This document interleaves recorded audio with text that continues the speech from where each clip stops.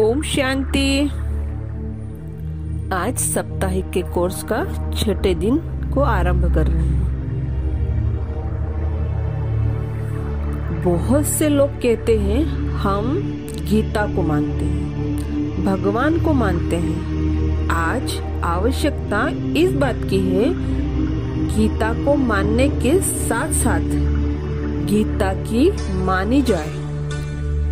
श्रीमद् भगवत गीता में जो जो बातें लिखी हैं, अगर उन बातों पर चले, अनुसरण करें तो हमारा जीवन वाह वाह बन जाए, खुशियों से भर जाए। एक है भगवान को मानना, दूसरा है भगवान की मानना। अभी जरूरत है कि भगवान की मानी जाए। अब तक हमने जो जो राजयोग कोर्स के लेसन में सीखे हैं, तो उसमें एक बात जो हमें अवश्य सीखनी है, समझनी है, वह सत्य ज्ञान है, ईश्वरीय ज्ञान है। और उसमें सबसे पहले स्वयं का परिवर्तन करना है। जब हम अपने को बदलते हैं तो उसकी बहुत खुशी होती है, अति इंद्रिय सुख मिलता है। जब व्यक्ति अपना बदलाव स्वयं करता है, सबसे पहले परिवर्तन। हमने सीखा कि शरीर नहीं, इस शरीर को चलाने वाली पवित्र शक्ति आत्मा हूँ। जब आत्मिक स्वरूप में टिकते हैं तो आप में सब भाव आना शुरू हो जाते हैं। आपको सब में गुण दिखाई देंगे। आप महसूस करते हैं कि सृष्टि रूपी रंग मंच पर हर एक आत्मा अपना अपना पार्ट बजा रही है। सब अच्छे हैं, सब अच्छा हो रहा है। यह जो पहला पार्ट है, वह हमारी उलझनों को दूर कर देता है। हर एक का संस्कार भिन्न भिन्न, विचार भी भिन्न भिन्न है। हम सब साथ मिलकर चलना है, हमें साथ में मिलकर चलना है। ये आत्मिक स्वरूप स्मृति हमें गुणग्राही दृष्टिकोण वाला बनाती है कि सबके गुणों को देखो, अवगुणों को छोड़ो। जब हम आत्मिक स्वरूप में ठहरते हैं तो हमारा ध्यान स्वयं परम पिता परमात्मा, जो सत्यम शिवम सुंदरम है, उन पर जाता है कि हम सभी एक परम पिता परमात्मा के बच्चे हैं, जिन्हें हम प्यार से शिव बाबा कहते हैं। अब आपको शिव बाबा, ब्रह्मा बाबा दोनों का अंतर भी स्पष्ट हो गया। ध्यान से समझेंगे ताकि कंफ्यूज न हो। यह हम मेडिटेशन करते हैं तो निराकार ज्योति स्वरूप सत्यम शिवम सुंदरम में ध्यान लगाते हैं। और जो ब्रह्मा बाबा है, जिनके द्वारा परमात्मा नई सृष्टि की स्थापना का कार्य कर रहे हैं, उनको कहते हैं प्रजापिता ब्रह्मा बाबा। जो प्रजा की पालना के लिए विशेष रूप से उन्हें ज्ञान योग ब्रह्मा के द्वारा निराकार शिव ने ज्ञान दिया। तो ब्रह्मा बाबा की जीवन कहानी क्या है, यह तो 7वें दिन हम समझेंगे। लेकिन हम दोनों बाबा के अंतर समझ लेते हैं। बाबा शब्द एक पारिवारिक शब्द है। परमात्मा को प्यार से हम बाबा कहते हैं। कोई उसे ईश्वर कहे, कोई अल्लाह कहे, कोई खुदा कहे, सब नाम ठीक है। स्नेह भरे शब्दों में हम उन्हें बाबा, फादर, पिता कहते हैं। जब हम ध्यान लगाते हैं तो हम शिव बाबा में ध्यान लगाते हैं, क्योंकि वो ही ज्ञान के सागर, शांति के सागर और प्यार के सागर है। हमें पक्का निश्चय करना है कि मैं शिव बाबा का बच्चा हूँ। जब आप कहते हैं मैं बाबा का बच्चा हूँ।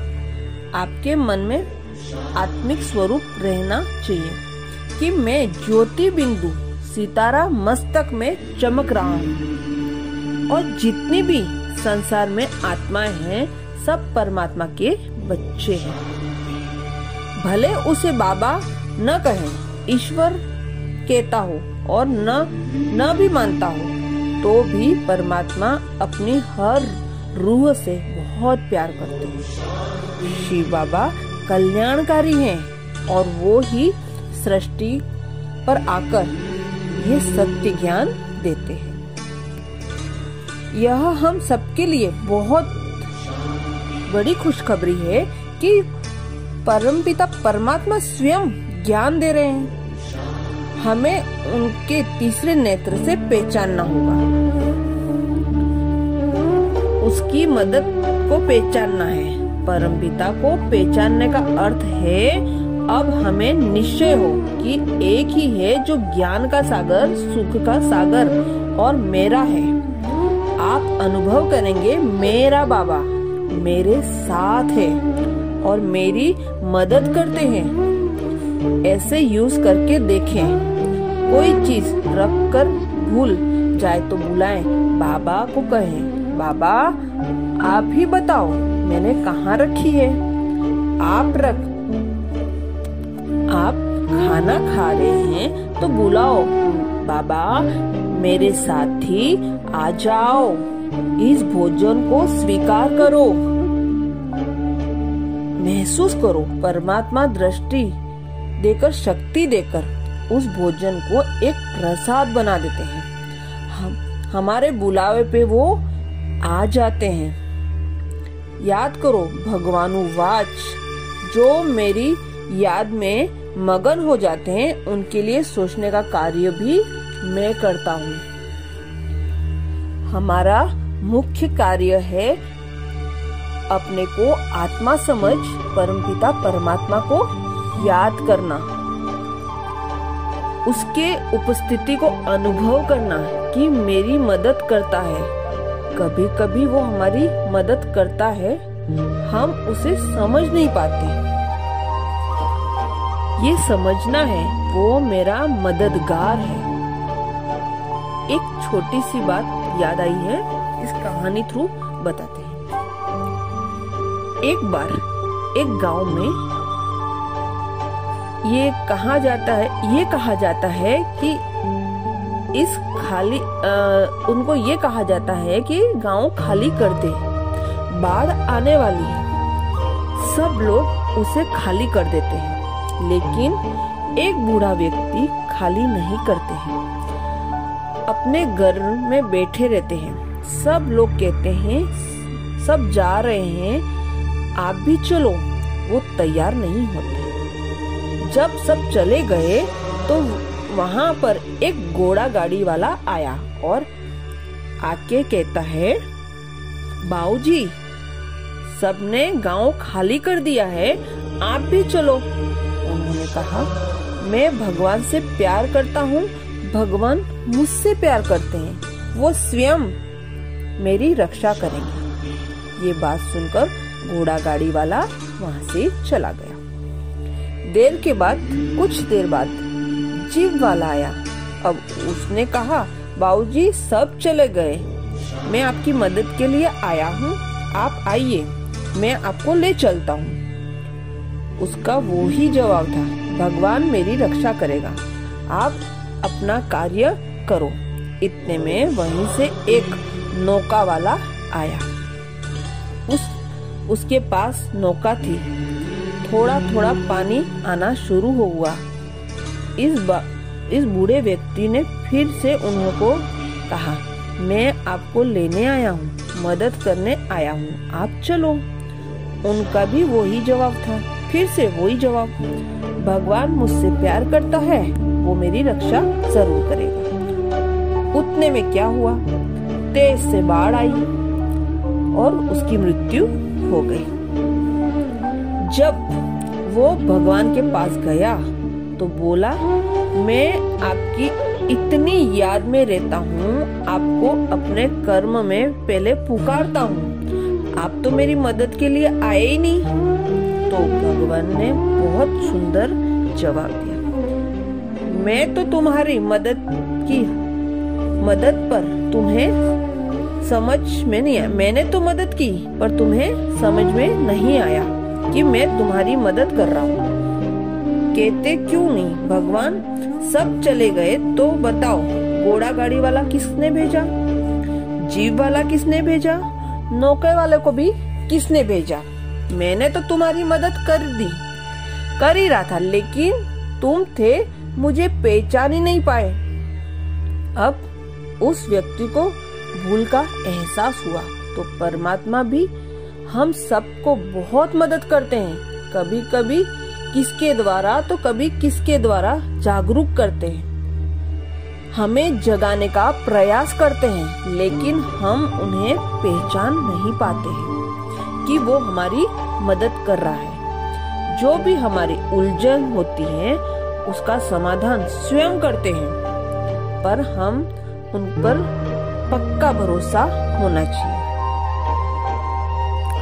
हम सब ने भी सीखा है कि शिव बाबा हम सबके पिता है, हमेशा हमारी मदद करते हैं, हमें वो ज्ञान देते हैं, शक्तियाँ देते हैं, खुशियाँ भी देते हैं। जहाँ जहाँ हम उलझ जाते हैं वो स्वयं मदद करते हैं, किसी न किसी को निमित्त बनाते हैं। ब्रह्मा बाबा वो भी शिव बाबा को ही याद करते हैं, क्योंकि कोई भी देहधारी परमात्मा नहीं है। जो सुप्रीम सोल है वो ही सोर्स ऑफ एनर्जी है, वो ही सुख का सागर, आनंद का सागर है। हमने ये भी जाना परमात्मा को दुख में याद नहीं करते, बल्कि सुख में भी याद करना चाहिए। जब हम सुख में याद करते हैं तो दुख में वो खुद आ जाते हैं। हमें दिनचर्या में कुछ समय सेट करना चाहिए कि इस समय 15-15 मिनट जरूर याद करना चाहिए, मेडिटेशन करना चाहिए। आप अपने याद की यात्रा में मेडिटेशन का टाइम 15 मिनट सुबह सुबह जल्दी उठकर बाबा को याद करें। अपनी क्षमता के अनुसार अगर 4 बजे उठ जाए तो बहुत ही अच्छा है, लेकिन किसी कारणवश लेट भी हो जाए तो जितने बजे भी उठें, पहले 15 मिनट अपने शिव बाबा को याद करना है, उनको थैंक्स बोलना है, उन्होंने जो साथ दिया है उसके लिए शुक्रिया बाबा, शुक्रिया बोलना है। अपना बनाया उसके लिए भी शुक्रिया। जिस दिन भी सुबह सुबह आपने 15 मिनट बाबा को याद किया तो देखना आपका पूरा दिन अच्छा जाएगा। फिर रात्रि सोने से पहले या नुमा शाम के समय आप बाबा को बहुत प्यार से याद करें। आप याद करेंगे तो परिवर्तन जरूर आएगा। अब आगे हम कहीं दान करते हैं और जगह जगह सुनाते हैं तो आधा खत्म हो जाता है, और अगर दूसरों को बताते हैं तो देह अभिमान में आ जाते हैं, पाप कर्म आ जाता है। यह भी समझना है सही दान क्या है। अब श्रेष्ठ कर्म क्या है? हमारे विचारों पर, वाणी पर संयम रखेंगे, क्योंकि कर्म अच्छे हैं तो ध्यान अच्छा लगेगा। अगर दुख दिया है, ध्यान भटकता रहेगा, तो ध्यान देंगे अपने शब्दों पर। फिर हमने सीखा सृष्टि चक्र कैसे फिरता है, वह निरंतर चलता रहता है। सृष्टि चक्र कैसे फिरता है और वह निरंतर चलता ही रहता है, ये कभी रुकता नहीं है। इस चक्र के अंदर पूरा सृष्टि चक्र 5000 वर्ष का है। हर युग की आयु 1250 वर्ष की है। अब जो युग चल रहा है संगम युग है। इस समय युग को, जिस संगम युग को पुरुषोत्तम संगम युग कहा जाता है। और इस संगम युग में परमात्मा का अवतरण होता है। वो हमें याद दिलाते हैं वो ब्रह्मा द्वारा स्वर्ग की स्थापना कर रहा है, शंकर के द्वारा कलयुगी दुनिया का महाविनाश और विष्णु जी के द्वारा पालना का कार्य। अब विनाश में लोग डर जाते हैं, केवल परिवर्तन का समय, डरने की जरूरत नहीं है। सर्दी आई तो हम तैयारी करते हैं ना, गर्म कपड़े निकालते हैं, इसी तो तैयारी की जरूरत है, डरने की जरूरत नहीं। अब ये कलयुगी दुनिया जा रही है, फिर से सतयुगी दुनिया आ रही है। और सत्य है, शरीर तो विनाशी है, आत्मा अविनाशी है और वह संस्कार लेकर जाती है। तो संस्कार परिवर्तन की प्रक्रिया संगम युग पर होती है। जो हम रोज मेडिटेशन करते हैं, ज्ञान सुनते हैं, उससे आत्मा का शुद्धिकरण हो जाती है, पुराने संस्कार का विनाश हो जाता है। अपने पुराने संस्कारों का परिवर्तन करने की जरूरत है। जो लोग एकांत में बैठते हैं, अपनी कमियों को देख पाते हैं, वो अपना बदलाव कर पाते हैं। और विष्णु जी के द्वारा पालना ये भी बड़ा विशेष कार्य है, जो इस समय संगम युग पर परमात्मा याद दिलाते हैं कि अलंकार आपके हैं। पर परमात्मा याद दिलाते हैं कि अलंकार आपके हैं। परमात्मा ने हमें याद दिलाया है कि मैं तो तुम्हें सुख देने आता हूँ, दुख नहीं देता हूँ, क्योंकि आपका रोल एक माता पिता की तरह से है। हमें यह समझना है कि सबका अपना अपना पार्ट है, एक का पार्ट दूसरे से नहीं मिलता, सबका अपना अपना रोल है। हमें एक दूसरे के पीछे नहीं लगना है, हमें तो स्वीकार करना है कि सबका अपना अपना पार्ट है, अपना अपना रोल है।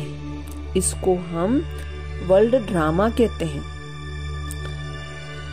ड्रामा कल्याणकारी है, जो कुछ होता है अच्छा हो रहा है। अब तक हमने इस तथ्य को समझा, अब हम अपने लक्ष्य को सामने रखेंगे। हमारा लक्ष्य है श्री लक्ष्मी, श्री नारायण ऐसा बनना, जैसा कि इस चित्र में दिखाया है। श्री लक्ष्मी श्री नारायण सतयुगी दुनिया के विश्व महाराजा विश्व महारानी है, उनको प्रसन्नता पूर्वक दिखाया है। हंसमुख चेहरा, प्रसन्नता है। जैसे किसी कॉलेज में एडमिशन कराते हैं तो आपको पता है कि मुझे डॉक्टर बनना है, इंजीनियर बनना है। ये जो विद्यालय है कोर्स के द्वारा हमारा भी एडमिशन हुआ है। ये मनुष्य से देवता बनने का कॉलेज है। देवता बनने से पहले हमें एक अच्छा इंसान बनना है।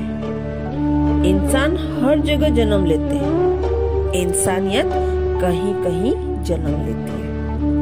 अगर हम अच्छे इंसान बनेंगे तो देवत्व की ओर चलेंगे। देवी गुण हमारे अंदर ही समाया है। नर ऐसी करनी करे जो नारायण बन जाए, और नारी ऐसी करनी करे जो श्री लक्ष्मी बन जाए। व्यक्ति कर्म से महान बनता है। हमें लक्ष्य सामने रखना है, मुझे क्या बनना है। हर कर्म से पहले अपने लक्ष्य को जरूर स्मरण करें। मैं देवता बनकर कर्म कर रहा हूँ। देवता कैसे चलते हैं, कैसे खाते हैं, कैसे बोलते हैं? संस्कार तो आत्मा के अंदर ही है, केवल उसको इमर्ज करना है। जब तक हम प्रतिदिन ज्ञान सुनते हैं तो जागृत आ जाती है। इस लक्ष्य के साथ साथ अक्सर कोर्स में कल्प वृक्ष का भी चित्र आता है। कल्प वृक्ष 5000 वर्ष के समय को कहते हैं। परमात्मा ने इस कल्प वृक्ष के विषय में जो हम सबको ज्ञान दिया, स्मरण रहे कि सत्य परमात्मा ही बताते हैं। हम किसी के गुरु नहीं, परमात्मा स्वयं सतगुरु है। वो ही आकर के हम सबको ज्ञान देते हैं। हम सिर्फ एक बाबा की याद में, हमें तो सिर्फ एक बाबा की याद में बैठना है, मेडिटेशन करना है। हमें भी कोई न कहे कि हमें कोई कुछ न कहे, हम तो सिर्फ एक निमित्त बनना है यह कोर्स कराने के लिए। लेकिन याद हमें परमपिता परमात्मा को ही करना है। उन्होंने कल्प वृक्ष के बारे में बताया, जैसे चित्र में दिखाया है। जड़ों में तपस्या कर रहे हैं प्रजापिता ब्रह्मा, जगदम्बा माँ और नीचे सब बच्चे। ये समय है संगम युग का, जो 84 जन्मों की तकदीर लिखने का समय। कलम भी परमात्मा ने हमारे हाथ में ही दी है। उस परमात्मा को पहचानना, कर्तव्य को पहचानना, उसके लिए तीसरे नेत्र की आवश्यकता है जो परमात्मा ने हमें दिया है। हम सब उनका प्रयोग कर थोड़ा थोड़ा ही सही हम प्रतिदिन समझेंगे। जो संगम युग पर ज्ञान हमें प्राप्त हो रहा है उसको हमें धारणा करना है। याद रहे, सिर्फ सुनने से कल्याण नहीं होना है, सुनने के साथ साथ समझना है, जीवन में उतारना है। छोटी छोटी बात की प्रैक्टिस करेंगे, जीवन में बदलाव आएगा। इसमें तने के रूप में दिखाया है। कल्प वृक्ष में की सतयुग और त्रेता में एक धर्म, एक राज्य, एक भाषा। तना मजबूत था, जब सब में एकता थी, सम्मान था, एक दूसरे के प्रति बहुत सम्मान। द्वापर युग के अंदर और शाखाएं आ गई, क्रिश्चियन धर्म, बौद्ध धर्म, इस्लाम धर्म। कलयुग में अनेक धर्म, आज इतने धर्म हैं उनकी गिनती नहीं कर सकते। बहुत गिनती करना बहुत मुश्किल बात हो गई है। लोग धर्म का मतलब भूल गए, बस लेबल लगा लेते हैं कि हम फलाने धर्म के मानते हैं, धर्म नहीं मानते। अभी जरूरत है हम इस समय सत्य स्वधर्म में स्थित हो जाएं। जब ऐसा समय हो जाता है तो परमात्मा स्वयं ब्रह्मा तन का आधार लेकर याद दिलाते हैं, परिवर्तन होगा, महापरिवर्तन होगा। फिर से वह दुनिया आ जाएगी। अब कोई कहते हैं कितने समय बाकी है, विनाश कब होगा? इन चक्करों में हमें नहीं पड़ना। अपना तो एक एक सेकंड का भरोसा नहीं, एक एक पल को परमात्मा में सफल करना है। हर पल को खुशी से जीना है। यह कल्प वृक्ष याद दिलाता है कि हम कल्प कल्प की विजयी आत्मा है, तपस्वी आत्मा है, पूर्वज आत्मा है। अच्छा, ओम शांति।